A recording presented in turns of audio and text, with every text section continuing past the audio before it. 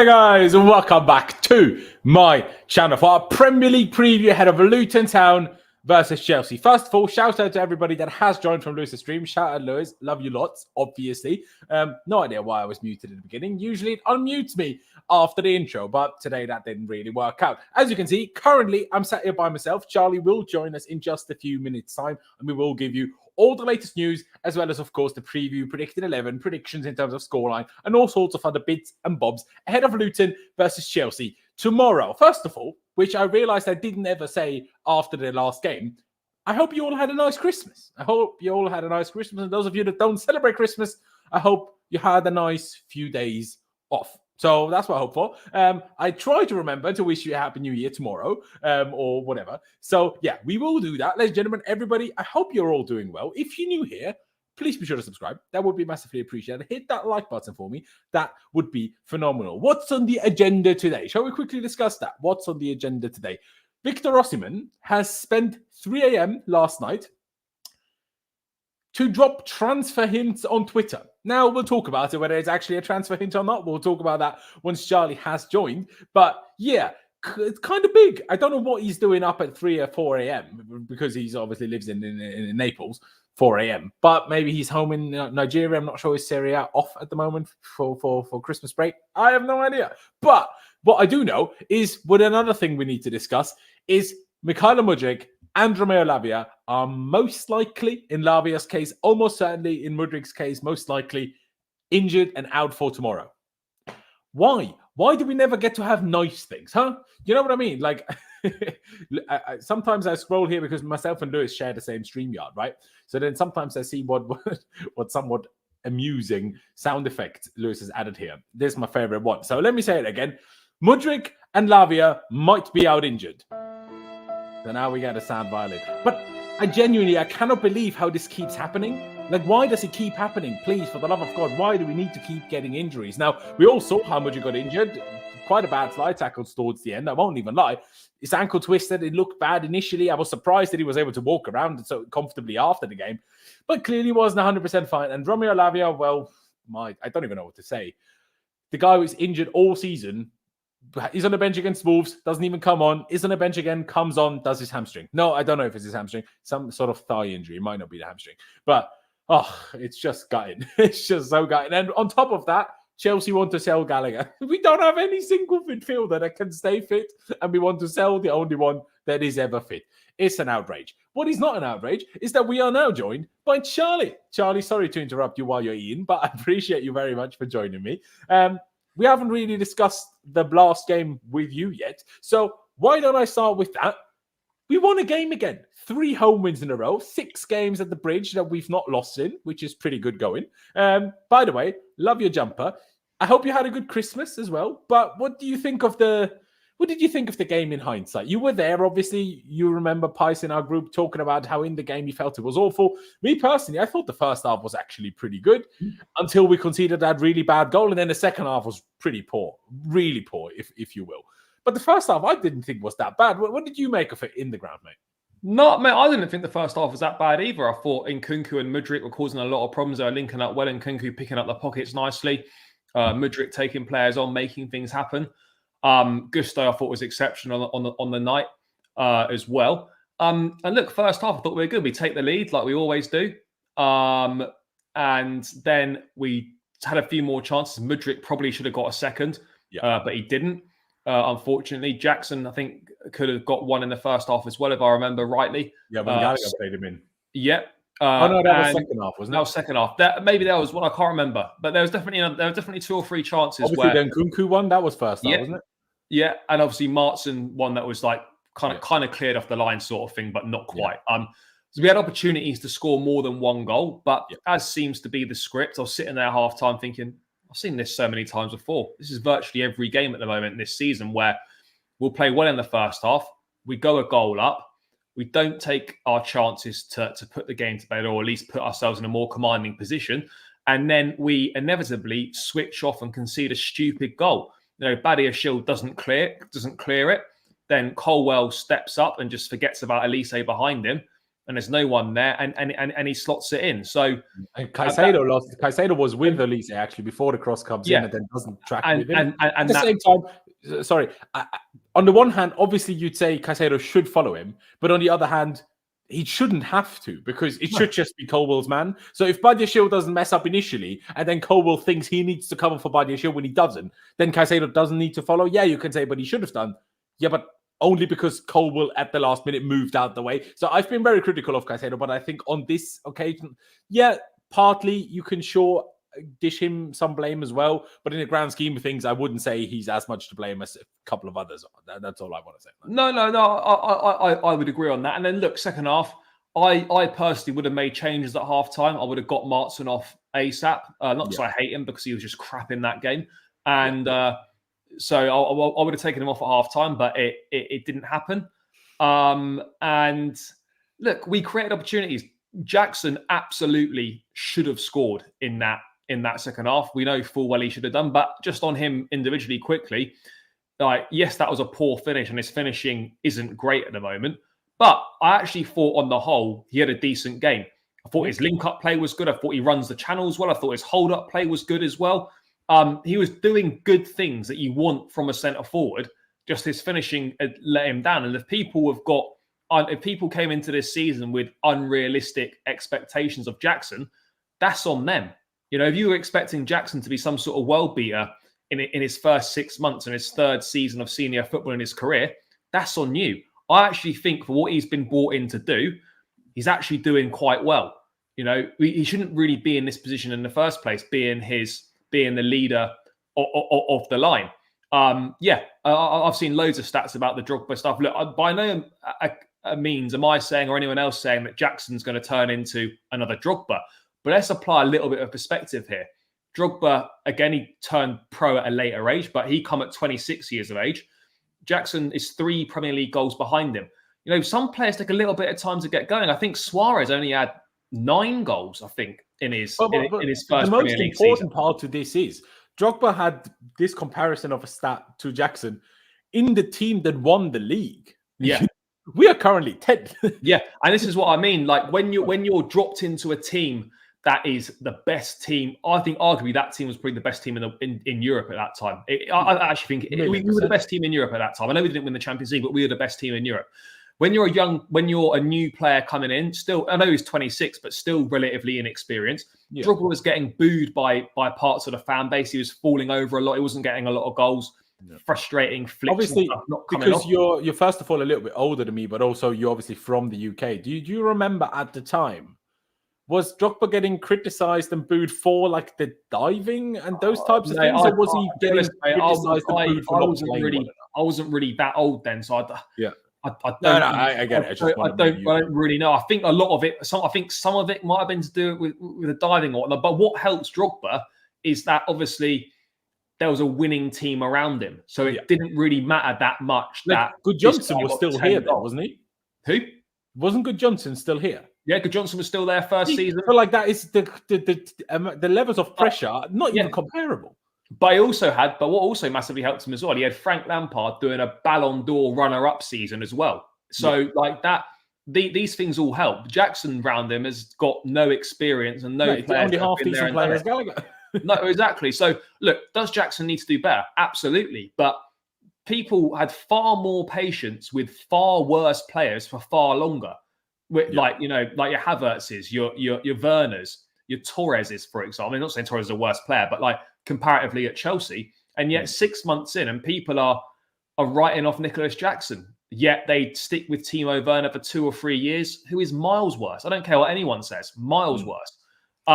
It's a weird one, isn't it? Like I've seen a lot of talk, and I just quickly, because Nicolas Jackson was one of the things I wanted to talk about today anyway, about whether the criticism towards him is a bit unfair. So I just quickly typed it into Twitter, and I saw this tweet from Tom. Shout out him. Shout out also to Bertram. Big up yourself. He says, "I'm a big Jackson fan. Just watch his all-round game versus Palace plus his goal tally. He'll make it." I'm still stuck in a lot of different minds when it comes to Nicolas Jackson, because obviously you see stats like this, and you're like, well, 3 goals of Drogba in his first season. Can't complain about it too much. He's only 22. And the all-round game certainly is very good in certain games. I think sometimes he also gets a little bit too much praise for how good supposedly his link-up play is. I think sometimes he overdoes it a little bit with the back heels. I'm like, okay, you do a nice back heel, but sometimes I'm like, you should hold the ball for longer because his back heels just put his teammates into tight situations where I'm like, if he just held it for a second longer. But what you brought up with Timo, for example, is an interesting debate, really, isn't it? And I saw a tweet about it, someone explaining like, well, the difference between Jackson and Timo is that with Timo, fans had kind of his Bundesliga goal tally to kind of hope for, something. Okay, he did something at some point. Now, sure, Bundesliga tax and everything else, absolutely. But there was still, you could bring up stats. You're like, he scored 55 odd goals in 2 seasons, which is very impressive. Let's not lie about that. Yeah. He did that at Leipzig. He did that in the Bundesliga. Now he failed to replicate that at Chelsea, and I was one of the quickest to, I don't want to say turn, but I was one of the quickest to say that Timo just is not good enough. Jackson is a weird one because Jackson is so again, like the whole rest of the team, he's so inconsistent. I don't think anyone can say he's always an awful finisher. Now, the only thing I'll say he's always bad at is his movement in the box when it's about like, where do I need to be as your typical striker, like striker's movement, poacher's movement. He's not got that. But at the same time, fair enough. Like he grew up being a winger and got turned into a striker very recently. Now, of course, those are the striker's instincts that he's only good. Like, look at Dominic Solanke right now. 4 years ago, he was at Liverpool, didn't score a Premier League goal for 3, 4, 5 years. God knows how long it took him to finally get his first Prem goal. He was at Liverpool for years. He went to Bournemouth and played there for a while and still never scored. And now he's like ripping it up. Again, it might just be a purple patch for him, but it doesn't matter. You can still see that strikers, talent is there, but strikers develop a little bit later than a lot of other positions do. And I know someone like Mbappe exists. I know Haaland exists, but they're not normal. You know, they're obviously not to the realm of Messi and Ronaldo, but they're still on, you know, a bit like, or like a Hazard, you know, that kind of still outrageous level that's above almost everybody else. Jackson, of course, isn't that. But I still think some of the criticism he gets is too harsh. Like, I've not been too happy with him on a few occasions either. I still think Broja deserves a few more chances purely because of how many chances Jackson has got. Well, he'll get in also games that he played badly in, and Broja hasn't had that part. Also coming back from an injury and everything, and they're the same age. But he'll get an opportunity next month, though. Broja will get chances, so we can then see if he's not sold beforehand. You never know with him. Well, yeah, there is that. But yeah, I do think the Jackson stuff is well over the top. I get it. Like, I was critical of him after Wolves heavily, you know, because he was poor.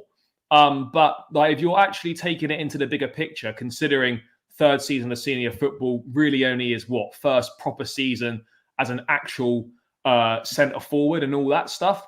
As I was saying before, like, if people had unrealistic expectations of Nicolas Jackson coming into this season, then that's on them. That's not on him. We knew what we would get. Well, I like to think most of us knew what we would be getting with Nicolas Jackson, with someone that's got good attributes, someone that has got the potential to be a well-rounded, good striker, but it's going to be frustrating. It's going to be inconsistent.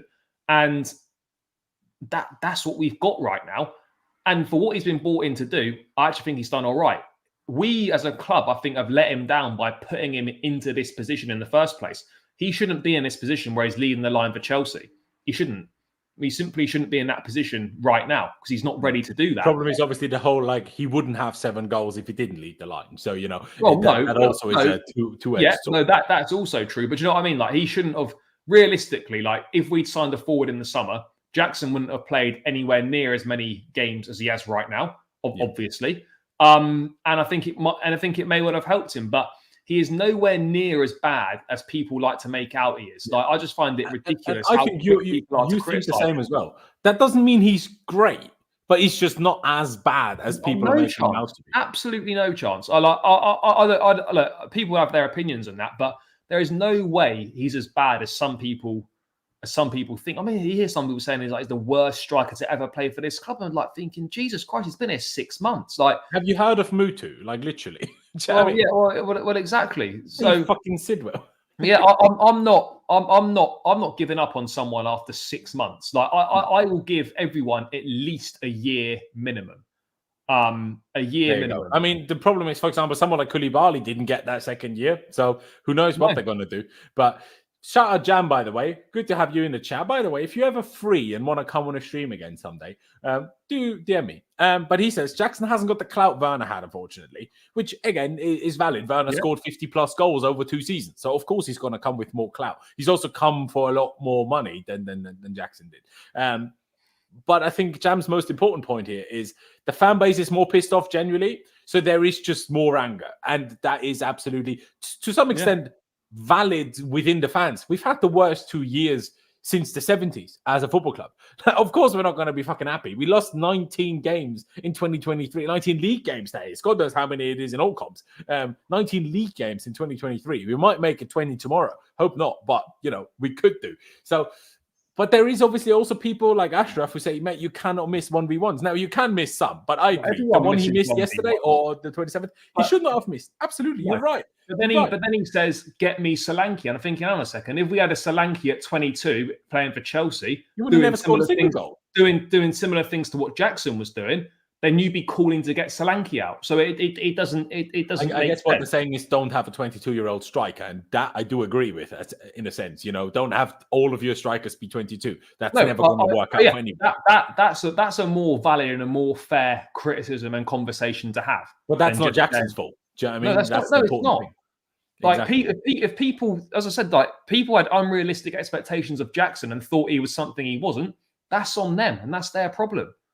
Exactly. Now, he should have more goals. Absolutely, he should have scored that goal against bloody Palace the other day. He should have scored against Spurs. Should have scored 6, not 3. Yeah, absolutely, he should have scored a lot more. That's not even a debate to be had about this. But I still think when you looked him up. When we signed him, what he's done so far this season, if you thought you were getting a striker that would score 20 goals in his first season at Chelsea at 22, that's not on Jackson. That's on you. Because if you the one thing and the one criticism that absolutely stands and that I still stand by for Jackson is his discipline is a joke and he needs to fix it. Agreed. Because 7 goals is decent.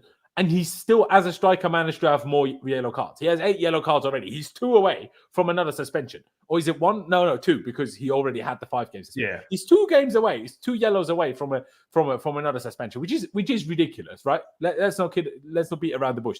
That cannot happen and should not happen. He needs to calm it down. But yeah, it's a mix of it. Of course, I have my moments where I'm really unhappy with Jackson. I'm sure I've criticized him plenty and sometimes maybe overly harshly previously this season. But what I don't like is people bloody celebrating it more than when we win a game, that the fact that Jackson is now going to AFCON. That's just the wrong approach to have as a fan. Stupid, isn't it? It's stupid. Look, I'm by no account saying that Jackson's unbelievable. But what I am saying is for the player that he is, from a guy that was about to join Bournemouth in January, right?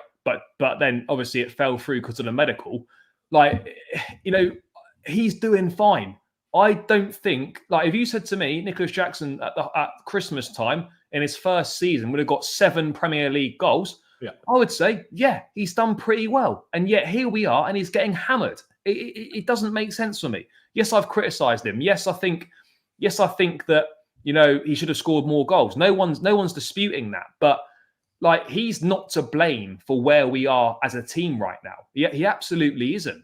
Exactly. He's not. I think he's got good attributes as a forward. Is he going to turn out to be a great forward for Chelsea? We don't know the answer to that. But does he have the attributes to be a good centre forward? Absolutely, he does. You have to look at his off-the-ball play. And I know forwards will be judged by goals, but other stuff is also important. His off-ball play is good. He runs the channels well. He holds the ball up well. He links play up well. He is good at these things. Wednesday night, I thought he was also very good those things, I have to say, he's also inconsistent at those. He's offside too much. Sometimes the ball bounces away from him or he falls over. But are we really surprised that we're talking about inconsistencies in young players? This comes back to that whole thing again. It's going to happen. But in him, I see raw attributes and good qualities for me. Good qualities. Am I saying he's going to go and be an unbelievable striker for Chelsea? No, I'm not saying that. But I'm saying that there are qualities in there to prove that he is good enough to at least make do a good job at Chelsea. I don't know if he I don't know if he will. None of us know that. But he certainly shouldn't be being written off after 6 months and his third season in senior football. That for me is ridiculous. I agree. And I know what JC says here, and I get it. Shout out you, JC, by the way, for being a member and everything. He says, how is he not to blame when he's the player with the most chances missed? But neither myself nor Charlie are saying that we should sit here and praise Jackson every day and say he's amazing. That's not what we're saying. We're just saying that the criticism has gone a little bit too far. That's all essentially that we are saying. You know, that's all it is. Just don't take it too far. He's a young player. Yes, he's missed chances. He should have done better in occasions. He done all right on other occasions. It's natural for a 22-year-old in a team full of other 22-year-olds that's currently 10th. Sure, if he scored a few more goals, maybe we'd be 9th. But look at the gap we have to 9th in the table, for flip's sake. It's not as simple as that, right? Like, yeah, that's all I'm trying to say. I'm not saying he's amazing. I'm just saying some of the haters, in my opinion, gone a little bit too far. Yeah. That's mainly where I'm coming from. I mean, yeah, let me close on that. Let's have a different conversation. Shall we talk about the crazy stuff that went on at 3 a.m. last night? Because Victor Osimhen, I don't know if he was just bored. Obviously, it's his birthday, so maybe he was celebrating. But apparently, it's still up, isn't it? It's not been deleted, has it? No, he's still not deleted. It's still not deleted. It's still there, yeah. Exactly. There's no way he doesn't know about it. There's no way. Even if someone in his team had done it or whatever, he would be aware. Like, the fact is, it's still there. So, I mean, look, I weren't expecting to see that at all. No. I suppose it's the most obvious hint we've received so far. Yeah. Yeah. I mean, let me quickly, some people might only be watching on the side or whatever, or can't read what is on the screen. Someone, because obviously it's Osimhen's birthday, posted this picture of Osimhen from many years ago wearing Chelsea's 2011-2012 kit, saying, "Happy birthday, Victor Osimhen. Please come and rescue Chelsea soon." And he then replied with 2 heart emojis and a praying emoji. Now, if you go on his account and you go to his replies, him or his team, whoever it is, they replied to a lot of birthday messages. Wolfsburg, Trey, United flipping Trey, he replied to him. Like, he replied to a lot of birthday messages. But one of the birthday messages, if I keep scrolling, it will turn up at someone. Here it is. Look, he did still post this. Charlie, are we making... I don't know what the exact expression, but are we making a mountain out of a molehill? Or do you think that actually does maybe mean a little something? Look, I think we're probably thinking it means a lot more than it does. But as you see with the other messages, he could have not responded or just said thank you and just not really answered the question. Yeah. Because as a footballer, like when you do things like that, you're sort of asking for attention. You're asking for attention. This is going to get picked up and it's going to be made a big deal out of. So he could have answered it in a different way. Again, do we know if it's him or his team? We don't really know. But anyway, regardless of who it was, he's obviously aware of it.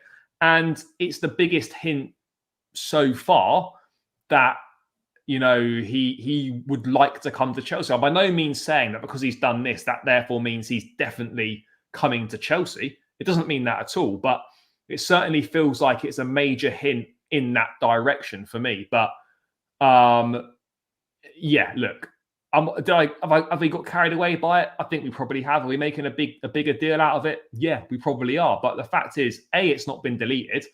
And B, it could have easily been responded to in a totally different way that didn't sort of fan the flames of speculation. And it's kind of just added to that. So, look, I wouldn't quite call it a come and get me, but it's certainly one of those where I think it's the first open indication that he would be open to joining us. I agree with that. I don't think it means any contact has been made. I don't think it means it's already on the verge of happening. But I think it could indicate that he is interested. And Napoli is playing right now, and Osimhen is not in the squad. Is he injured? I don't know why he's not playing. Maybe he's already off to AFCON, but I think... Or is it... Yeah, I was going to say, maybe I don't know, because AFCON starts on the 13th. Yeah, obviously, I think Jackson's playing his last game tomorrow before leaving. I think. Yeah, I think they must at least have a week before for a camp or whatever. So maybe Napoli gave him a game extra. I don't know. Yeah, maybe. But maybe it's just his birthday wish was to have this game off. You never know. Maybe. I mean, the fact that he was replying at 4 a.m. Napoli time, Naples time, I should say, already could have been an indicator that he wasn't going to be involved in the game, quite frankly, because what's he doing? But yeah, I mean, I see a lot of different discussions. I have my problems with it. A mate of mine who works in football, he said, Osimhen is just a Jackson with confidence. I'm like, that's taking it a bit far, He's mate. a bit, he's more than that. Yeah. But certainly he can fucking head the ball, which Jackson has never known how to do. We have spoken about this before quite a while ago, mate. I'm sure you remember. But like, we're gassing, I mean, say we as a collective, like I think we've all been guilty of it. We're gassing up Osimhen for doing things that Lukaku was doing. Osimhen's got 120 goal season in his career. Lukaku scored more goals in Serie A than he did over a season, or has done. And we're gassing up Osimhen for doing everything Lukaku did and not scoring as many goals in Serie A. Now, am I saying that Osimhen is not better than Lukaku? No, I'm not saying that. But what I'm saying is that all the things we gas Lukaku for are the same things that we're gassing up Osimhen for, and he doesn't even have a better record than him in Serie A. And that's not me shitting on Osimhen. That's just saying that, if you're bigging up Lukaku for the same thing, then Osimhen's got to be held to the same standards per se. And people were hating on Lukaku, but Lukaku got a better Serie A record than Osimhen does. Now, we have to say that Lukaku played in, for the most part, better teams than Osimhen. Yeah, true. But also, that one season where Osimhen did have the crazy numbers, that was also when they won the league. Yeah, exactly. So, it's one of those. Yeah, they did win the league this year. That reminds me, there was this Inter talk about how they are nearly going bankrupt. And I was like, the Champions League finalists are winning the league. Actually, they didn't win the league. Napoli won the league. So regardless, but that's a whole separate issue. I mean, you look at the numbers here. This season, same number of league goals as Jackson, by the way. 1 in the Champions League. Last season, though, 26 goals in the league, 5 goals on top of that in the Champions League, in only the group stages, because he didn't play more than that because they got knocked out then.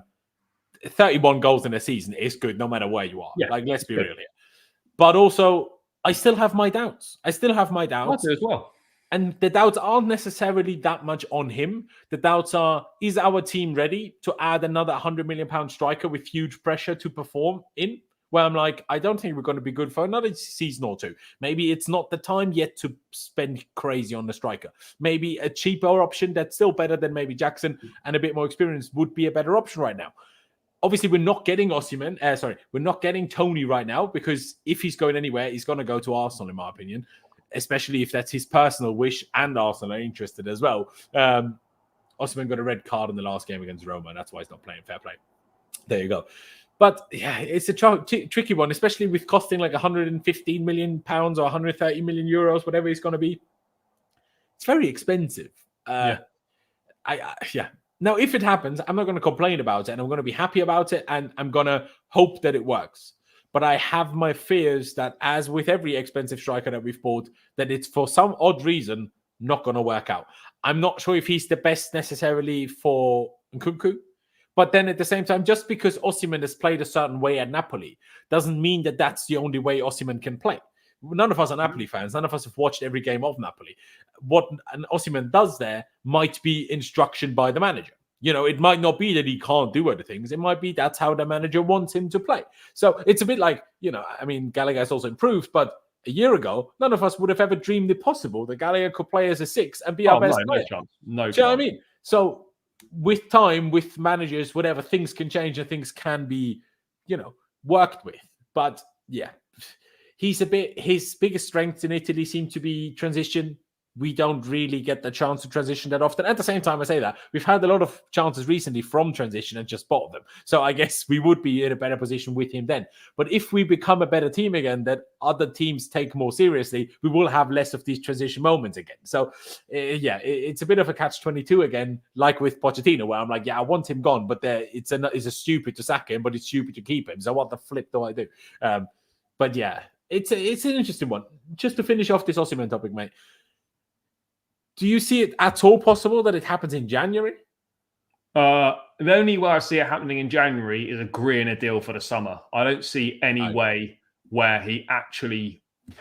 even if it is done in January, he's not going to play in January either because of Cup of Nations. So, for me, I think it has to be... If Osimhen's going to be a Chelsea player, we have to do it in January, and it'll be a deal for him to come in the summer. So... yeah, that for me is the only way we get him. I think if it goes to the summer and other teams are interested, if Madrid don't get Mbappe, they need a centre forward. Osimhen, would be a prime target for them.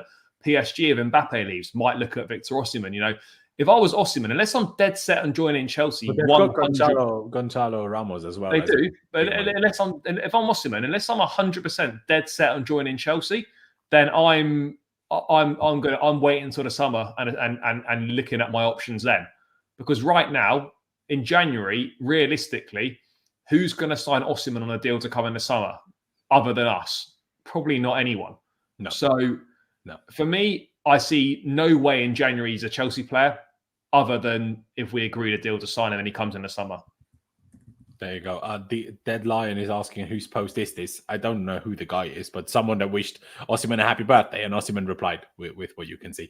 Now, there are a few people in the chat saying like Napoli would never accept such deals. I wouldn't be so certain about that. The only thing I would worry is why we would do such a deal, because doing that, if he gets injured in the next 6 months, unless there is a clause in there that the deal doesn't materialize if there is a serious injury, well, then you're screwed. Do you know what I mean? So those are always very, very risky, those types of deals, especially if they're for starters, like Augusto, who was coming in supposed to be a backup. It's a bit of a different story. Even with Christian Pulisic, for example, those years ago, we signed him and then loaned him back. It's not really, okay, you agree a deal.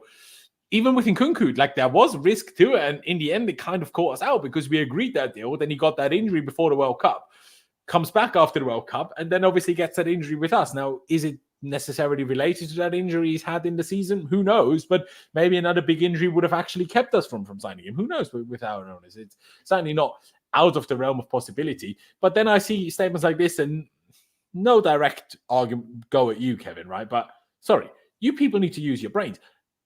How much do you think Watkins costs? Watkins would cost nearly as much as Osimhen. He's English, plays in the Premier League. Villa have all the money you need. They don't need a penny from anyone. They're in a fight for top four, arguably the league, if you want to be drastic about it, even if I don't think they will win the league, of course, but they're in essentially the title fight. Why would Watkins come to us? Why would Villa sell their striker to us? Like, no, Watkins is not even a remote possibility. Like, get these things out of your minds. The only reason why we can do things like this with clubs outside of England is because clubs outside of England are all screwed financially, except Bayern Munich and PSG. Everybody else is kind of fucked. Even Real Madrid can't afford shit. That's why they only could do like one or two big signings a year, and some of these seasons they don't sign anybody. That's why. But yeah, obviously Napoli are difficult to deal with, but the problem is they were already tempted to sell him in the summer by big Saudi offers. Now they rejected in the end, and Osimhen didn't want to go anyway.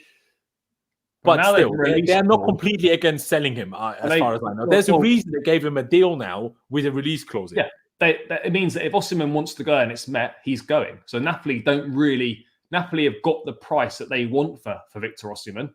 And it's basically if a team pays it and he's happy to go, he can go. So it doesn't really make it difficult to get a deal done. What does become difficult is whether we can pay the release clause all in one go, which I don't think we can.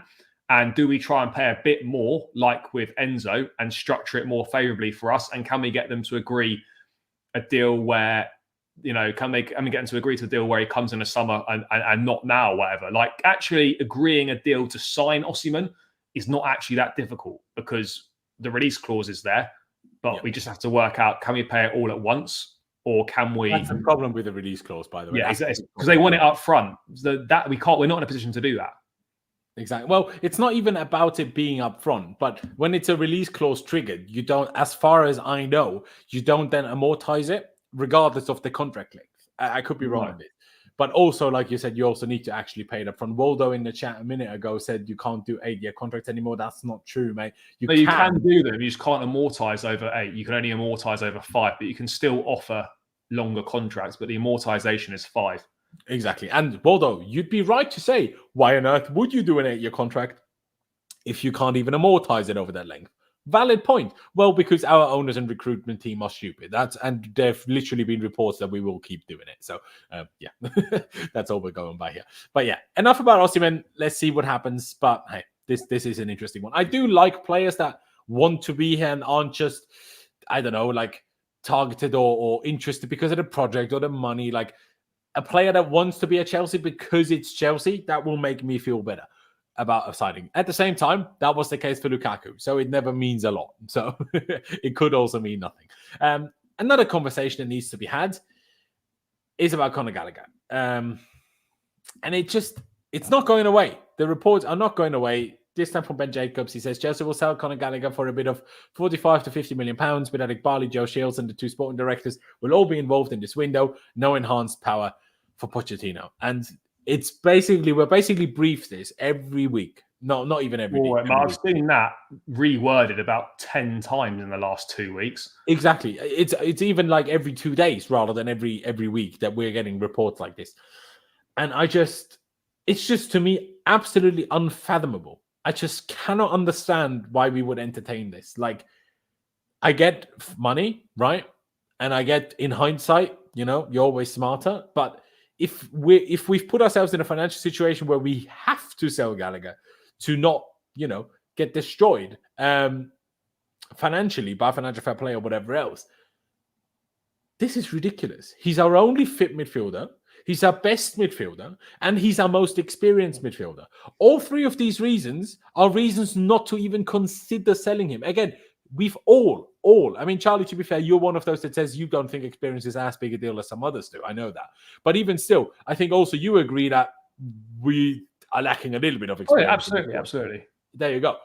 Now, I know Gallagher isn't like very experienced and isn't very old, but he's still the most experienced and oldest of our midfielders. To sell him now, it's beyond words, quite frankly. It's beyond words. Now, sure, you can say if we ever get a different manager, they might not play Gallagher that much. Yeah, but then it's a different story. But right now, he is playing every game. Right now, he's captain every game. Right now, he's pretty much one of our best players every game, right? Let's not kid around the bush here. Like, I just can't understand why we'd consider it. And I said this in the group chat earlier, by the way. People forget that Gallagher, that Chelsea already accepted an offer for Gallagher by Everton last year, exactly a year ago in January last year, and Gallagher said no. Gallagher might just say no again, especially while Pochettino is in charge, and Pochettino clearly still likes manager. While Pochettino still clearly likes Gallagher, and people might think Pochettino could get sacked soon, sure, but while he's here, Pochettino's made it very clear that he does not want Gallagher to go. Pochettino will keep playing Gallagher every game if he's not sold. So why, from Gallagher's perspective, why wouldn't you just decline any offers that may come in for you? Because the manager will keep playing me anyway. If Pochettino is sacked, whether that's now between now and the summer or in the summer, he can still leave in the summer with the credentials that he's just played every game for Chelsea for 6 months. And by the time, Poch won't get sacked before the earliest March, in my opinion. So by that point, he will have played 7-8 months of pretty much every game for Chelsea. He will find the club. He will find the club, no problem. Maybe he will even run down his contract and leave for free. Why not screw over these owners? He's at his boyhood club where he wants to be, where he wants to stay. Why would he help these owners that, in his opinion, probably are ruining the football club, as in most of our opinion? I mean, no, Pochettino has absolutely no authority. He's no yes man. I don't think so. He will lose it. If Gallagher is sold, he will lose his plot, and that will be the beginning of the end for his tenure, in my opinion. That will be part of the reason why he ends up getting sacked if Gallagher is sold, in my opinion. But he doesn't have a say, but he has a say about the team. I don't think they will get influence over him on who he picks. If he wants to pick Gallagher, he will pick Gallagher if Gallagher is still here. But yeah, I mean, Charlie, I know you think very similarly on this, but let me highlight this one as well before I let you speak on it. Opta Joe released a set of stats today saying Conor Gallagher is the only player in Europe's big 5 leagues this season with 20-plus shots, 20-plus chances created, 20-plus dribbles completed, 20-plus touches in the opposition's box, 20-plus duels won, 20-plus tackles, and 20-plus interceptions. There's not a lot of players that can do those things. Now, sure, to have 20-plus shots and 0 goals is not great. And he should have a couple of goals on top of these stats. But even with him not being a goal scorer at the moment, which is a shame because that was his biggest strength, for example, on loan at Palace, these stats are ridiculous. You do not sell a player like this. You do not. Like, it's just mind-boggling. And yeah, people can say he shouldn't be our best player. The manager needs to do better. No. First and foremost, the other players need to be better. The other players need to be better, and the other players need to be fit. Lavia injured again. Enzo, God knows. Hernias are not easy to fix. So God knows when he's going to be fully fit again. Is he ever going to be fully fit again? Bloody Mount is still suffering from a hernia. That's his problem. You know when that started? A year ago. Still suffering from that. So who knows what happens with Enzo, right? Caicedo, first of all, never fit, never been great. Let's be real. So far at Chelsea. Carney Chukwuemeka, sure, great player, great talent. Very different to Gallagher, first and foremost. But also, did his knee, got surgery, was back already on the bench. Since then, lost from the Earth's surface. Haven't seen him in 2 months. No one knows what's happening with him. It's a joke. You do not sell Gallagher right now. It's just stupid. And I know they might do it. And I know they might even sell Broja, which is the next stupid thing. Jackson is literally at AFCON. We have no striker other than Broja, and you want to sell Broja. I've never heard anything more stupid. And people are going to say, Nkunku. Okay, so you want to play Nkunku every game for 2 months. Good fucking luck with that. Okay, it's not 6 months. It's not 2 months. It's 6-7 weeks. It's going to be a long time.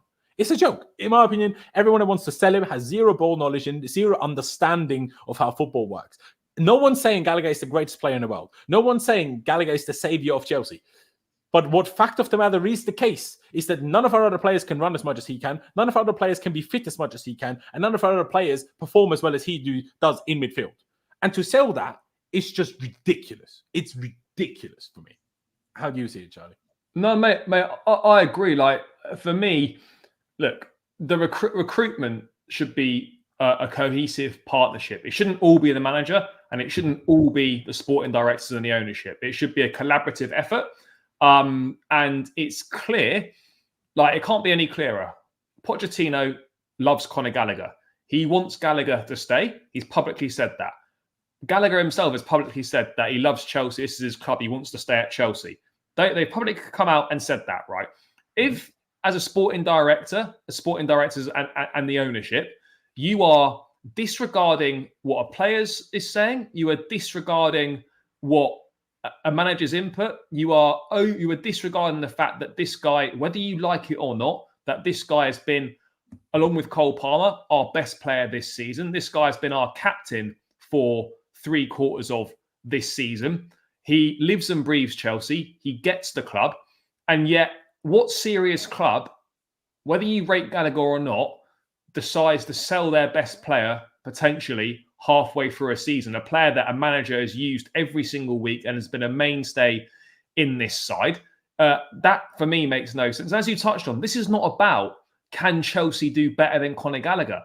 We know that, can Chelsea sign a better midfield player than Conor Gallagher? Yes, absolutely they can. This is not about whether you rate Gallagher or not. This is not about whether there's better players out there or not.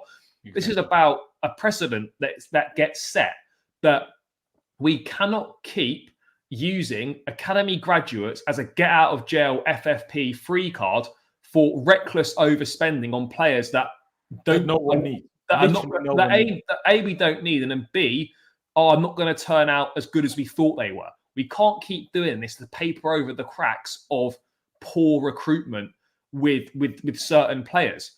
You know, what serious club decides that they might sell their best player, a manager's best player, in January? No serious club's doing that.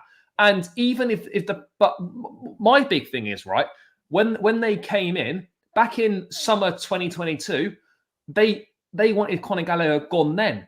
Why did you not just sell him in the first summer you came in? It's been clear that these owners buy him at the time. But it's been clear that these owners have not wanted Gallagher from day one. They should have sold him in summer 22, but they tried to sell him in January 23. They tried to sell him in summer 23. So, like, I just personally, I don't get it. I know why they want to do it, because they're trying to raise a quick buck to help, because we're flying a bit close to the wind in terms of profit and sustainability rules. But I just don't get it. Look, I'm by no means knocking selling academy players. I understand the role of the academy is twofold: to make profit from players that aren't quite good enough to make the grade at Chelsea, and also to provide players to the first team. I fully get that. What it shouldn't be used as is a get out of jail card, which is what I feel we are using it as right now. What we're using him and Broja for. Yeah, in this situation. Now, for me, this is where I'm a little bit confused, because this window now represents the last chance to get the maximum amount of money for Conor Gallagher. Because come the summer, if a new deal is still not signed, there's 1 year left. And we know what this ownership does. When you've got less than 2 years left on your contract, You either sign a new one or you're sold. They don't want players going into the last year. So their intentions are absolutely clear. But if I'm Conor Gallagher, yes, I love Chelsea Football Club. Yes, this is the club that I've grown up with. I've been here since I'm 8 years of age. I've captained the team for a number of times this season. How can we turn around and be pissed off at him if he just goes, do you know what? You can't make me leave. I'm just going to see my contract out and I'll walk away on a free, but for how you're treating me. Like, who's to say that he might not turn around and do that, or that he's not well within his rights to do that? He absolutely is. So even if you want to sell Conor Gallagher, I get that. But you'd still offer him a new deal anyway, wouldn't you? Because you preserve and protect his value. Exactly. So, like, that's the thing here. Like, I brought this up. This tweet from Pys, from Max on his smaller, I'm not sure if private anymore account, but yeah, where the information that he's had is that there have been no formal official talks over a new deal. What I have heard is that informally a deal that he was never going to agree to was offered. A bit like with the Mount situation, where it's like they offer him a deal that they know he's going to say no to, rightly so, and then pretend by the end, oh, we wanted to keep him, but then we sold him. And it's just ridiculous. And the rest that Pys lists up here, and this is not Pys' opinion, even if Pys doesn't mind selling Gallagher, but this is what he's heard is the club stance, right? Club have belief in Chukwuemeka, that plays a factor, only if a big enough offer comes in, sure. They're different types of player, though. Exactly. They're completely different type of player. Like, and then also the bottom part, club plan Lavia, Enzo, Caicedo to get most minutes in midfield spots. First of all, none of them are ever fit. Still need rotation options. Exactly. And they never fit anyway. If they were fit, then we'd be in a different situation. And I want to touch on something, and I'll get to this super chat by Miguel in a second. Sorry, Miguel. You said something a second ago, Charlie, in terms of that they wanted to sell him from the get-go. And you're right. But what does that tell us? Because what it makes me think is there is no meritocracy in this ownership. We don't actually work on who's good. We work on who the stats say are good and nothing else. Because at the time, summer 2022, it was a reasonable thinking to sell Gallagher, especially if you're not selling Mount at the time, right? Selling one of Mount and Gallagher always made sense. Now, even last summer selling Gallagher, a lot of us were for it because he was bringing a lot of money. Yeah, wasn't really playing a lot, and he wasn't playing very well. But now, to want to sell him, because what would be much more logical, in my opinion, is you give him a new deal, a reasonable deal that he's going to accept. And the way he's going right now, you're going to sell him for 60, 70 million in a year's time. But what you're doing is force selling him for 40 million in January. I just cannot understand. It's just utterly mind-boggling. I think this could potentially, as you touched on earlier, like, you know, it could potentially, look, this will, you know, alienate a large section of the fan base. I think it could potentially, look, again, potentially, I'm not saying this will happen, but it could be the start of a falling out between Pochettino and the sporting directors or the ownership. Although arguably we might want that. So, like, you know, this is not really helpful. Look, if Gallagher had barely featured this season and wasn't much of an important player, no one's having a problem with this. It's because of how well he's done, and it's because of the precedent that it sets. It basically says that in this project, whoever the manager is, their input or what they think doesn't matter. As a sporting directors, we've got our targets. We've got the players who want to sign, and we've got the players who want to sell. And as the manager, what you say doesn't matter. So it goes to show that actually, perhaps that the manager in the project, whoever it might be at the time, in the grand scheme of things, isn't really that important. And the sporting directors will buy and sell who they want to sell. Which, and let me add one thing to that. That's a dangerous position. How many managers do you think will get once this happens? And every manager will hear of this. Who do you think once Poch will get sacked, and it will happen eventually, whether it's in March or in the summer or next season, it will happen eventually, in my opinion. Or maybe he lasts until the end of his contract and then doesn't get a new contract. Maybe they want to save money again, right? But fact of the matter is, if you sell a player that the manager wants to keep and starts every game, you're done with managers. You're not going to get Xabi Alonso. You're not going to get Nagelsmann once he's done with Germany. You're not going to get Flick. You're not going to get these managers. All you're going to get is fucking Arne Slot or managers you've never heard of. So be ready for that. For you're like, oh, we don't want Gallagher. While I accept everyone's opinion is different. Fair dues, right? But what I don't accept is to think it's a good idea to sell Gallagher when the manager plays him every game. To think the manager is wrong in playing him every game. To be in a different scenario. Sure, fair enough. But right now, he is the manager, and right now he's playing him every game. So to sell him right now, it's just stupid. Vic says here, Pochettino will get fired eventually. That's obvious. Sure, absolutely. And when that's the case, And then let's see if Gallagher doesn't play anymore. It's a bit like they all thought Mount wouldn't play anymore. Oh, after Lampard left, Tuchel played him all of a sudden as well. What a shock. Potter turns up. Oh, he plays him as well all of a sudden. Who would have thought, right? This is the same what's currently happening with Gallagher. People will say, yeah, we were also right about Mount. But were you? I don't know. Since his injury, sure. But with this season, I would still prefer if Mount was here. And hey, I would have someone who I believe, he can handle the pressure. He can deal with this. But no, that's not the situation we're in. Also, the fact that Mount was sold. We sold an academy player for 60 million. And we still need financial fair play money? Like, he was pure profit. We had 60 million of pure profit in him. 60 million. And we're going to sell Chalobah as well. And you still need extra? How badly miscalculated did you do? How badly miscalculated did you? That's the worst English sentence I've ever said. But you get what I'm trying to say. Yeah. Like how badly can you miscalculate? I don't even blame Gallagher if he doesn't want to sign an 8-year deal.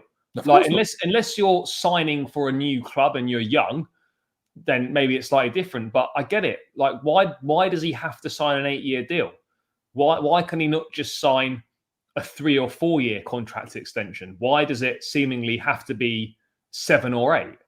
Like, for me, I don't get that, and I absolutely don't disagree. With what you're saying. Look, it's, as I've always said, it's not about Gallagher not being good, but it's about the fact that you set a dangerous precedent when you don't listen to anything the manager has to say, particularly when it comes to recruitment, and particularly when it comes to potentially selling a manager's favourite or a player that they use strongly. Yeah. Like, managers with bigger egos. Imagine if this was Jose right now at the club, and people call for Mourinho to come back. Right? Imagine if Mourinho was using Gallagher and he was his best player, and those directors were going to sell him. Mate, he would have a fist fight. He's walking. He's gone. He's not waiting to get. He's left. He's left the club. He's walked out. Any top managers are not working under those conditions, because that's not a cohesive unit. That is a dictatorship that is taking place. And I'm not saying that's definitely happening at Chelsea, but it's clear that despite what reports might initially suggest or suggested, Pochettino does not have a say in this recruitment. Yeah, he might get consulted on, we're looking at X player, what do you think? But in terms of, who he wants and whatnot, the problem is also why it's not working. If Poch won every game, I'm sure he'd have a bit more say.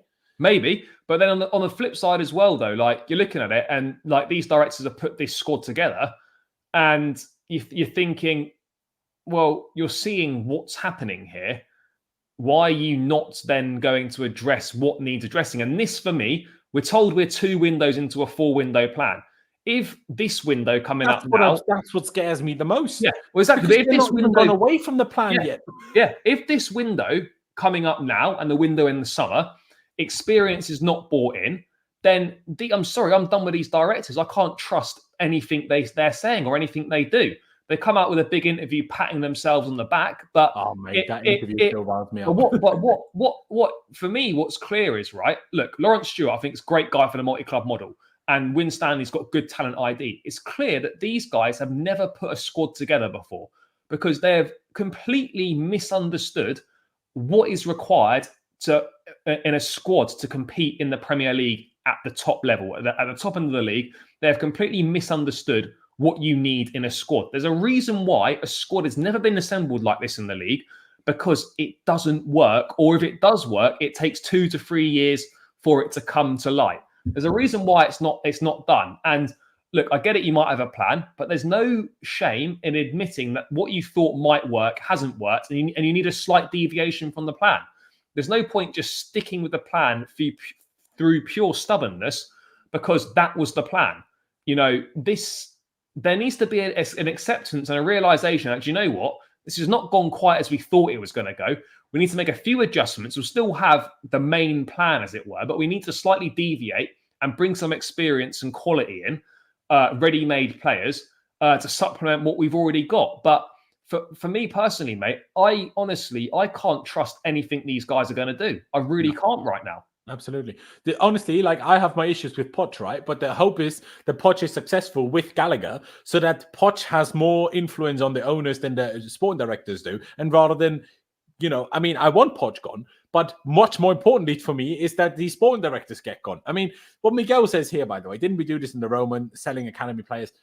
Yes. But in a different scenario where they didn't start every game for 6 months, were captain on the pitch every week, and you were our best players.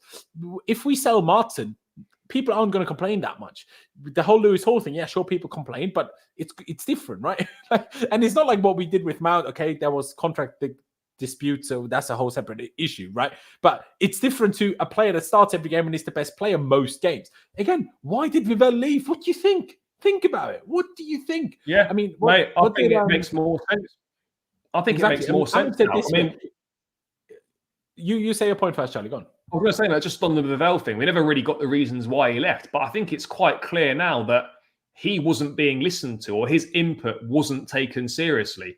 That's why he left, because he clearly didn't have that much power. I would have felt much more confident with Vivell building this squad than Lawrence Stanley Paul Winstanley and Lawrence Stewart. Paul Winstanley, yeah. Would have had much more confidence in a Vivell. I don't know if I would have had more confidence if I'm on it. I don't know, but so far they've not given me any confidence. Do you know what I mean? But yeah, what Amit said a few minutes ago, he said it was miscalculated. They always wanted to sell him. Yeah, but the difference is that now he's playing every week and he's our best player most games. That should change the scenario. It should change it. Again, it clearly hasn't, but it should. I mean, then says, let's be real. Poch isn't starting Gallagher ahead of Caicedo, Enzo, Lavia, Palmer, and Nkunku. It's not like Poch genuinely loves him and needs him. He's just happy to have him cover for the injuries. Now, first of all, we are going to be 40 years old by the time all of these players you mentioned here are going to be fit at the same time. So, for that, it's never going to happen. But might never happen. Exactly. But regardless of that, I'm not sure if people don't understand this concept. You need versatile backups at a club. Now, someone's tweeted at me, or I think it was a tweet. Someone said, if Gallagher played for City, he would play less minutes than even Calvin Phillips. Well, yeah, he would, because Gallagher doesn't suit Pep Guardiola. The problem is, our manager isn't Pep Guardiola. What a stupid comparison. Do you know what I mean? And also, I wouldn't be that real. I think he plays ahead of Carney more often than not. But also the difference for Gallagher is he can play as a 10, he can play as an 8, and he can play as a 6. And if shoehorned necessary, he can play right wing back. So, Carney can't do that. Carney doesn't have any defensive abilities. So, this is a complete non-conversation. Until Lavia was out for 6 months now, played his first minute and is injured again. How is anyone sat here saying, we have Lavia, we should sell Gallagher? Again, if we were going to the summer and we've changed manager, in the summer it's a very different scenario. But now it's stupid.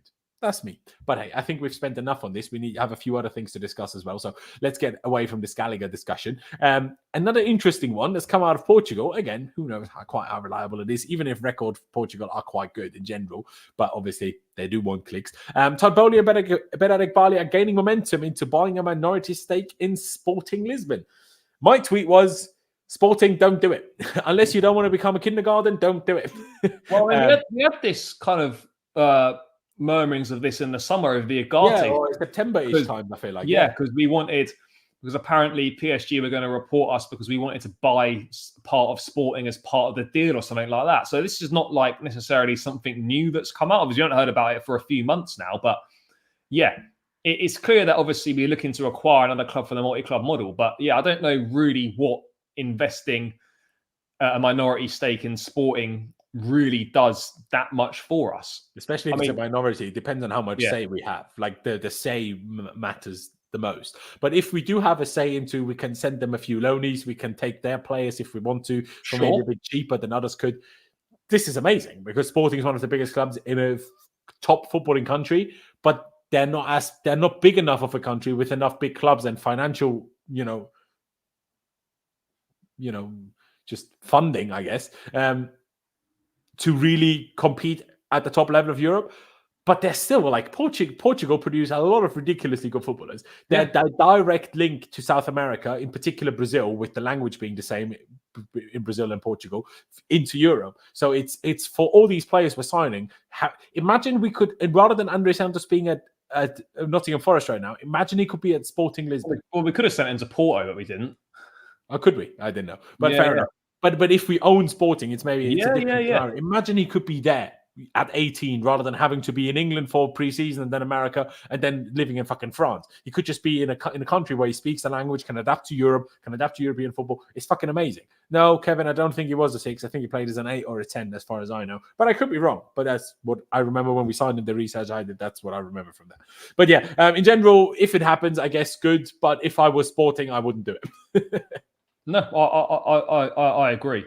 But look, obviously we're looking for more clubs to add into the multi-club model. This wouldn't be buying a whole club. This would be a minority stake. For me, it'd be more important to buy other clubs because we need more places to send players. So, yeah, I mean, look, I don't think a minority stake in Sporting should be top of the agenda, but who knows? Yeah, there you go. There you go. What else do I have to discuss that isn't necessarily linked to the team for tomorrow, which is the last thing we're going to discuss? I saw a very interesting, I'm not sure in what context this came out. Maybe it's some sort of video that I haven't seen yet. But Chelsea Dodgers released some quotes of Levi Colwill in some sort of interview with Olivia Buzaglo. Buzaglo, I don't know how her name is pronounced, if I'm being honest. Olivia, anyway, you lot will know her. But this is very interesting, actually, and we'll read through it quickly. Levi Colwill and the challenges he's faced playing left back. Where you receive the ball, a lot of the time you receive the ball right on the line. There's only a few passes that you have essentially available, right? I'm completing a sentence. At centre half, where I've usually got the ball, you're in control of the situation, which is why I've constantly keep saying play him a centre back. It will drastically improve our team because of his passing. But anyway, you can break the lines, you can play forward, you can start attacks. But as a fullback, that's a lot harder because you've got the winger, you can go back to the centre half or the midfielder. That's it, really. Mauricio knows I'm a centre back, and he knows it's going to help me. When I go back there, I understand what the fullback wants of me a lot more, and it will make a big difference when I'm older. And if I ever need to play there, I will. At the end of the day, it's got me in the England squad. I've made my England debut, and that might not have happened if the gaffer didn't put me there. So I'm grateful. Now, this part, I'll be perfectly honest, hadn't really thought about it like that. So I've never thought about it like that either. So fair play. That is there is a positive in that I will give him. I've just realised. Can you not see when I highlight something on the screen? No, I can highlight. Yeah, you can see that. Yeah. Oh, really? Okay, good. Because on my screen, I couldn't see the highlight now. But anyway, I'm trying to highlight this here. But anyway, this is an interesting point. I still think he shouldn't be playing at left back, mind you. Agreed. But this is interesting. What do you make of these quotes? I don't disagree with anything he said, to be perfectly honest. We know it's different. We know it's not natural to him. But what he says about understanding the demands of what a fullback wants more, having played there when he's playing centre half, makes sense. Obviously, what he says about the passes being available and where you receive the ball and not seeing the whole game in front of you like you might do at centre back, absolutely makes sense. Yeah, I think everything that he said there is absolutely fair. There you go. And as a player, does he want to play left back? No, he probably doesn't. But as a young player, you're not going to say no to playing in the team because you're in a position that you might not really want to play in. So I think overall, once this sort of thing does come to an end, if it does, he probably will be a better player for it. It's just kind of hard to see it right now. And you can't let him sit there for too long, right? Because at some point he will also almost forget how to be a centre-back if you play him left-back a bit too much. Yeah. I will say one thing on this, by the way. If the system is applied, I would say, like in the last game and like we did on very few occasions, but also particularly in pre-season, and we have, like in the last game, Gusto, a right-back who bombs up the pitch, essentially is the right winger. The right winger comes inside, almost becoming a right 10. And then the back three of a left-back that's a centre-back shifting and almost you build in a back three. Now, if that is how we do it, I mind less. It's a bit like Arsenal do this with Ben White, Man City do it with Ake or Gvardiol. Liverpool don't do it directly with centre-back, but they still shift Trent out of the back four and then have three defenders at the back, with often one of the midfielders dropping instead, depending on who the left-back for them is, right?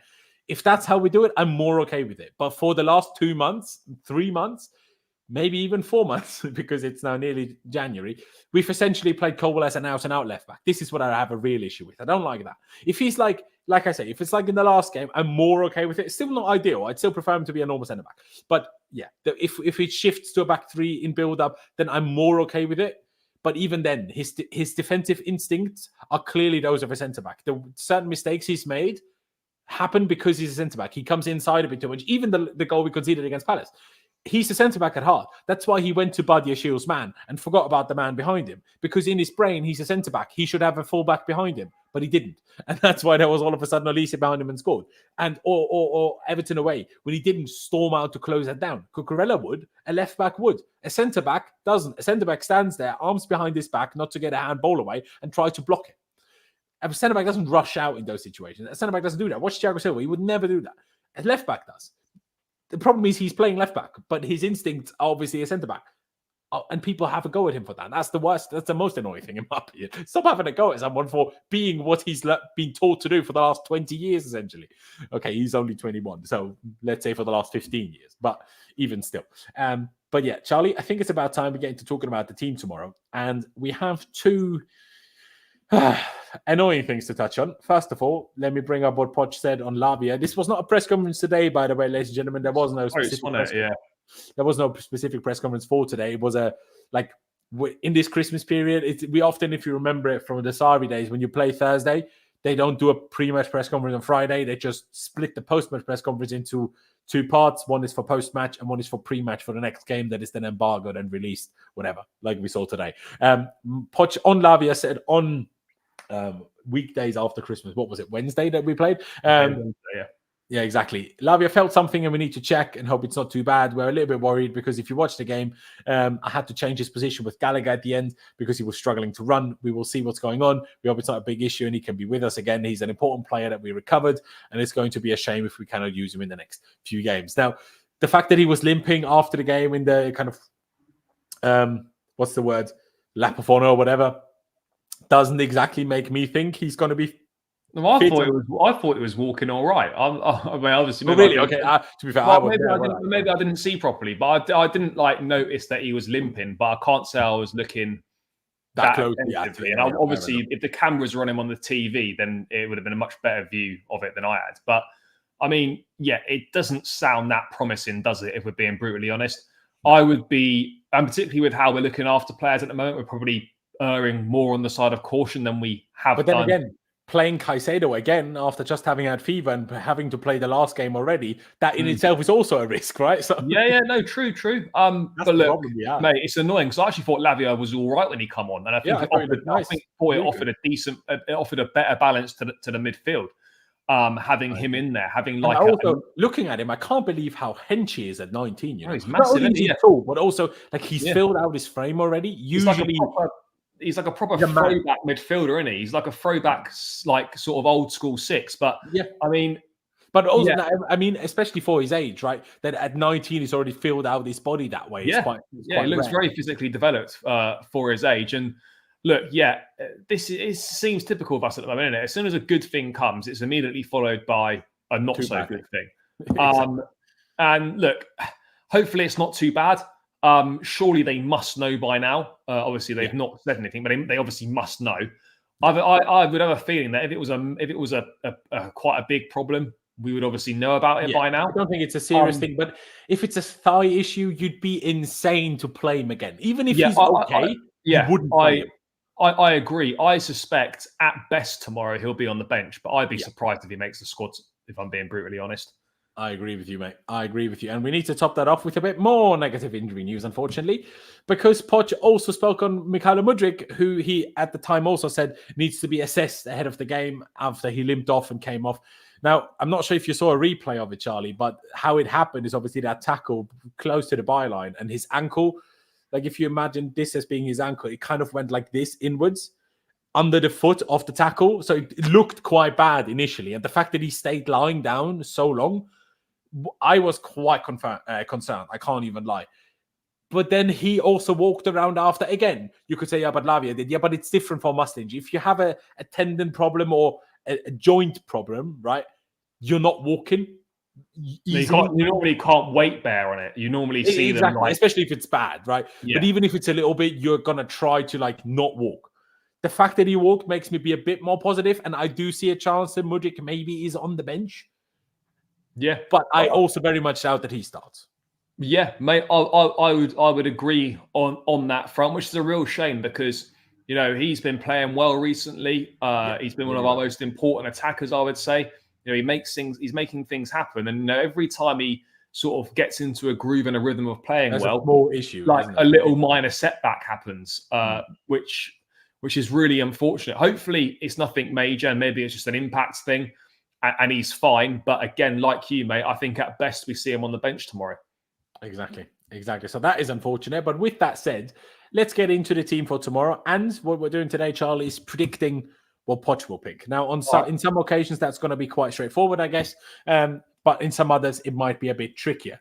Petrovic, of course, will be in goal. Although I have read by Football London that Sanchez is apparently already nearing his return. We don't know quite how. Maybe he'll be back for the FA Cup, or I suspect Sanchez might play the first leg of the League Cup, maybe. Maybe, yeah. You never know. I mean, I guess we'll find out over the next few days how close he is. But at the moment, honestly, even if Sanchez comes back, I don't necessarily think Petrovic deserves to be dropped. No, I agree as well. I don't think Petrovic has been bad enough to warrant Sanchez going back in, and I don't think Sanchez has been so amazing this season that he warrants coming back in. Yeah. So it's weird, isn't it? It's like different to the outfield position where you can you can build your fitness up. Everyone gets a bit of time, with like sort of 10, 15 minutes here and there or whatever. When you're coming back in as a goalkeeper, for Preston, that's a good game. Preston, but even if he does well against Preston, it's only Preston. So does that mean he should play the next bigger game? I don't know. Well, I don't know, but yeah, it's certainly it's certainly a bigger decision to make than we might have thought it would have been. But yeah, look, this is going to be a test for Petrovic. I think the one thing that I'd be slightly concerned about him is his ability to command the box in terms of coming out to collect crosses and things like that. I've not been as impressed with him by that. I think Sanchez does that a lot better. But in terms of, calmness on the ball, distribution and shot stopping, etc., I don't really think there's very much in it at all. And I feel a lot more calmer when Petrovic has got the ball at his feet than I do with Sanchez. 100%. I also agree on the command in the box in terms of catching crosses. At the same time, he just hasn't even tried that much. Maybe that first goal he conceded, obviously, against Everton after coming on for Sanchez, then obviously kind of spilled the cross a little bit. He tried to, I think, punch it away and kind of missed it, or only ever so slightly like scraped it rather than punching it properly. But at least from interviews in the past that I've heard, the Premier League is a lot more aggressive in the 6-yard box for the goalies. Goalies need to be a lot more physical. He's just come from the MLS, and he didn't get to play until that Everton game. So maybe we should also let him adapt a little bit to finding his feet. How do I come for crosses here? Again, he's only played 5 games. So far I agree, but what I don't know yet is that's just him getting to know things, or if that's actually one of his weaknesses, not collecting crosses. It could be both. For the time being, we don't know. But Charlie, what do you expect the centre-back to be tomorrow? Obviously, Thiago Silva rested the last game. Do you see him coming back in? Yeah, I would think so. I suspect it will be Silva and Disasi for me. Silva and Disasi, okay. Yeah, that's what I feel. I just think, for me, Badiashile is, for the first time in his short career, he's looking a bit low on confidence. He's making a lot of mistakes. I thought Wednesday night, he got spun a lot of times. Obviously, didn't clear it for the goal. He made an individual mistake against Newcastle in the league. He made the individual mistake in the cup. He made a mistake against Wolves for the second goal. He's making quite a lot of mistakes in his game right now. And I just think probably Silva and Disasi at this point of time, for me, is more reliable. And I think Poch will probably see it that way as well. Yeah, I would not be surprised if that's what he does. It's also, if you for example, did Thiago instead of Disasi, and then you play Disasi and Badiashile together, that may work. But if, as we hopefully Gusto is fit to start again, I assume he is, if you then do that and then he goes up high of the pitch again and you're like this, if this is Silva and this is Badiashile, then Silva needs to do the wide areas again. And we know that's not really his strength at 39. So With that said, maybe that's Disasi's benefit, but Disasi's, and I'm still not sold on Disasi. I would still prefer Chalobah. Now, Chalobah has been injured all season, so he's not being available anyway. But I'm not even really sure if I believe that he's actually been injured all season, because I'm like, we don't even know what he has. Yeah. Why is he injured for 6 months? Like, but also, if he was actually injured, surely there's no way we'd actually be able to sell him now. You know? Yeah. So, like, everyone seems so certain that he's going to be sold in January. I'm like, if he's actually been injured since July or whenever, then who's going to buy him? Any club would be stupid to buy him now. Doesn't make sense. So that's a whole weird one. But left back has to be. Oh well, we know what it is. Just for what it's worth. If it was me picking the team, I would play Gusto at left back and Disasi at right back with Silva and Badiashile in the middle. If it was me personally picking the team. See, I mean, you had a different perspective in the stadium. I'm not saying he was bad, but Gusto was not as influential to me at left back as he was at right back. So I'm like, why wouldn't I leave Gusto at right back? I do just think I just think Disasi is a better right back than Chilwell is a left back. I know there's not really much in it, but I would probably, if it was me picking it, I'd do it, but there's not much in it. So I don't think it makes an awful lot of difference. Yeah, I hear what you're saying, but I'm not even sure if I agree, because Disasi, when he was at right back, he still had, in the end, Nkunku in front of him, right? Who always came inside. So he had to fill this spot. That was his job. Yeah. While when Chilwell plays left back, he has Sterling or Mudryk in front of him who don't come inside. So it's not Chilwell's job to do this. So I'm not even sure if Disasi is better at it, or he's just, because of the way the system was, he had to do it more. Because I don't know. I'm not sure. I trust Chilwell a lot more on the ball for crossing, for passing, for steaming up and down. He's also faster than Disasi, in my opinion. But I still hear where you're coming from in terms of how it looked. You were right in that sense. I mean, if it was down to me, I'd probably drop Disasi and I'll play Silva and Chilwell centre-back and I'll play Maatsen left-back. Now, because we're playing Luton, maybe with physicality and everything, maybe there's some point to not playing Maatsen. They seem to score from set pieces quite regularly. They're an unbelievable form anyway, by the way. Like, how they've gone into this form that they're in now, I don't even know how this is happening. Mate, this is a much trickier game than I think we would have expected, even like a month ago. Even a month ago, yeah. You know, they beat Newcastle there. They got a point against Liverpool. They ran Arsenal extremely close. They ran City extremely close as well. Mate, this is much harder than people expect it to be. Exactly. But then again, they still conceded 2 to Sheffield United. So we should be able to score. They did score 3 though. But so yeah, we'll see. Exactly. Yeah. See, I mean, thigh injury. What thigh injury? Yeah, originally, I remember out for 6 months. I remember Nizar saying when he got injured in pre-season, he's going to be out for a month tops. Exactly. We haven't seen him since. Which is also weird, by the way, because he played in pre-season until he was captain in one of the games as well. I mean, I don't want to be like cynical and feed into these conspiracy theories and stuff, but I think there's a bit more to it. I actually don't think he's as injured as the club might be saying he is. That's just my opinion. I mean, I could be totally wrong on that, but something's not adding up. Yeah, I agree, mate. I agree. Double pivot then. There's only 2 options. Sorry? There's only 2 options. Exactly. That's kind of part of the problem. And the problem within that is that I fear we're already destroying Caicedo again. I mean, the guy had 39 degrees fever on Christmas, played on the 27th, played what? Didn't he play the whole game? And now he's having to play again. That can't be healthy. He's not playing very well right now. So, like, on merit, I think I'd like to drop him maybe. But because Enzo isn't fit, and because LAVIA isn't fit, and because Carney isn't fit, so it's a mess. It's a big mess. But yeah, it has to be those two. Who else are you going to play? Yeah, I would even say, you can't even say play Reece James midfield because we don't have him available either. Oh, there's no Ugochukwu or anyone. Those are the 2 players we have. Ugochukwu, I forgot about him. Yeah, there you go. Yeah. He's also out. I mean, I still think you could consider like chucking Chilwell into midfield and playing Maatsen left back and do that for a one-off game if necessary. But Caicedo is probably okay enough to play another one. Yeah, I would agree. Yeah, but those are. How long do we have until the next game after Luton? Do you know that? It's the 5th of Jan, isn't it? We've got a week. Okay, so there you go. So we might have LAVIA, maybe Ugochukwu. I don't know what the situation is with him. Again, the club hasn't informed us. But yeah, it will have to be those 2. Like you say, there isn't really anybody else available either. Front three behind the striker, then let's get the striker out the way. As it's Jackson's last game before he leaves for AFCON, as far as we know, I assume he will play. Otherwise, I probably would have guessed Broja for rotation. But because Jackson is now going to leave and then Broja is going to play every game, I assume it's going to be Jackson again. Do you agree? You would presume so. Again, if it was down to me, I would personally play Nkunku as the 9 in this game, just to try it out, because we're going to go. Charlie, did you see Pice's message a couple of days ago in the chat about Nkunku? Mate, I can't. It was essentially about Nkunku may have played way too much. He's absolutely dead fucking. Oh tired. no, I did see that. Yeah.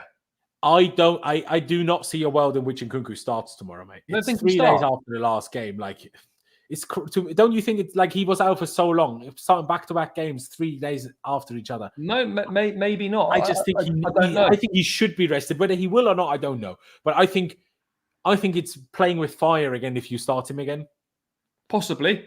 But look, if it was me personally, I would play Nkunku up there. But look, I think it will be Jackson. It'll be the last time we use him.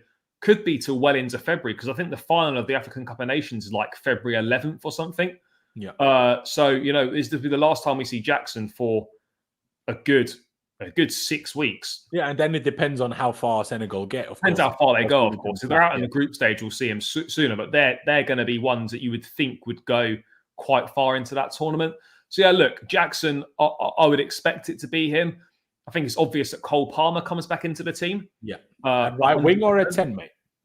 Well, I'd say at 10. I agree.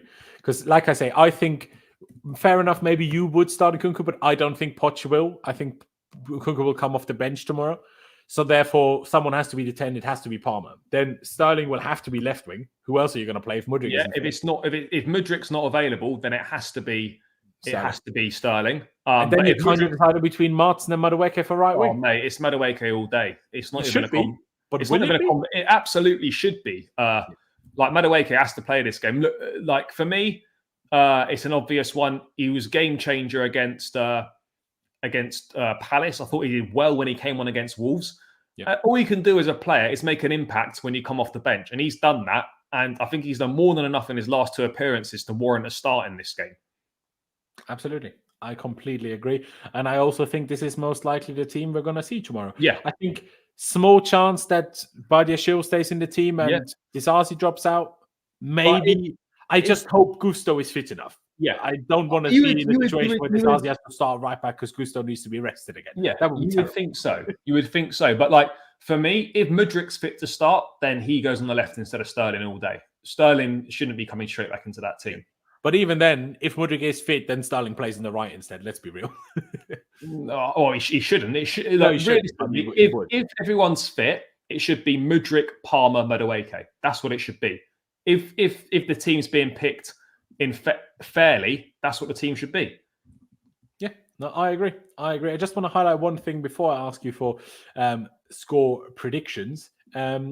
This also by Pice, but is his smallest private account or whatever, where he was speaking about things that he's heard. Pochettino does not trust Madueke defensively. He's regarded as a light trainer. The Argentine also prefers an experienced head in attack, favouring Sterling.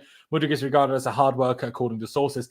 And honestly, reading that, I'm not even surprised by this. I'm not surprised that Poch wants someone experienced in the team. That's why Sterling always plays. And I'm not surprised that Madueke is a light trainer. I'll be honest. He doesn't seem like the type of guy that would, give 110% every day. He's talented. He's beautiful. And the way he sees football is a nice way. But it doesn't surprise me. But still, in my opinion, he did enough in the last game. He wasn't even supposed to take the pen. He just took it. He was like, no, I'm having this. Gallagher gave it to him. And Poch said, no. Poch told Gallagher, you can give it to him. So that, for me, is a big sign of character for Madueke. So I think on the basis of that, if he isn't started tomorrow, if I'm Madueke, I'm handing in a transfer request. Well, mate, if he's not starting tomorrow, he's got every right to be fuming because what else can he do? Exactly that. So with that said, Charlie, score prediction. What do you reckon? Luton away. We've got Ross Barkley. How many goals do you reckon Ross Barkley scores tomorrow? The Scouse Sedan.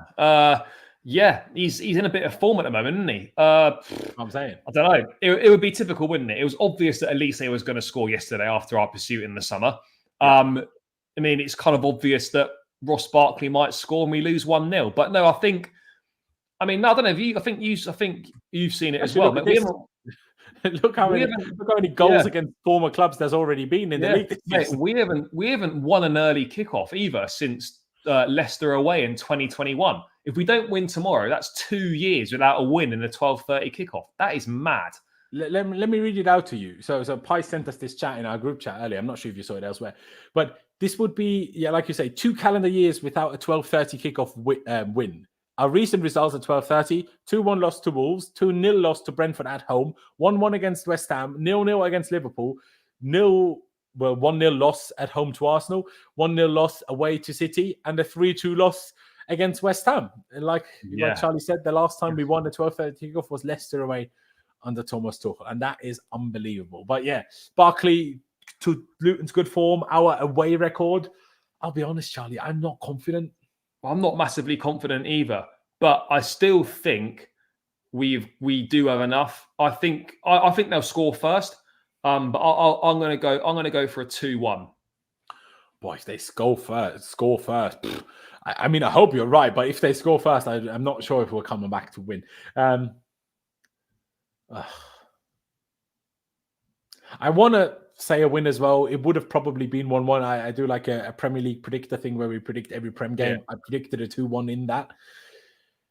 There's something in me that feels like a 1-1 or 2-2. Like Amites is written all over this. Like just a typical stupid draw from us where we concede a stupid goal and don't manage to score at the other end enough. And I can't see a clean sheet happening, if I'm being perfectly honest. I'm going to say 1-1 because I don't want to say 2-0 and there's no way we're going to win 3-1 to me. So, I can see 1-1 as well, but I just think we've got enough. Yeah, hopefully. I mean, EPL turf, if this happens, you get banned from the channel, by the way, because then you're bad luck. Don't jinx it, mate. That's bad karma. Bad karma. Exactly. But I think, ladies and gentlemen, we're going to round it out here. Subscribe if you haven't already. Please check out Charlie's channel, Blue Blood, the CFC. Link is down in the description. You can see it on the screen. Check him out on Twitter as well as myself. Both links are down in the description. Follow us both for all your instant reaction content on Twitter when all sorts of things happen and we're not live. Do you know what I mean? But yeah. Charlie, thank you so much for coming on, ladies and gentlemen. I will try to remember to say a Happy New Year to you tomorrow, but just in case I don't, I'll say Happy New Year already. Maybe some of you won't be here tomorrow, so Happy New Year. But yeah, thank you guys for watching. Up the Chelsea, upwards and onwards, and we'll see you next time.